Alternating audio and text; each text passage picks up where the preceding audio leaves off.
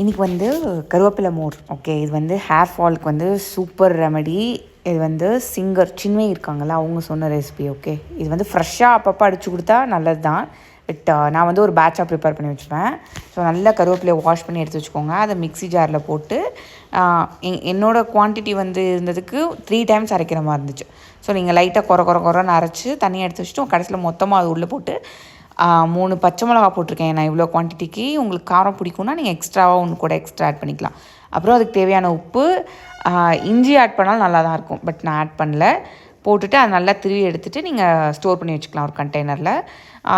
இப்போ இதை எப்படி அடிக்கணும் அப்படின்னு கேட்டால், இப்போ நம்ம அரைச்சி வச்சுருக்க மிக்சர்லேருந்து ஒரு 2 டீஸ்பூன், ஒரு 3 டேபிள் ஸ்பூன் நல்லா கெட்டியான தயிர், ஒரு 350 ml வாட்டர் போட்டிங்கன்னா நல்லா சூப்பரான க்ரீமி மோர் கிடைக்கும். ஒரு 2 பேர் நல்லா குடிக்கலாம், தாராளமாக குடிக்கலாம். ட்ரை பண்ணி பார்த்துட்டு உங்களுக்கு நல்ல ரிசல்ட் கொடுக்கும். எனக்குலாம் நல்லா கொடுத்துருக்கு.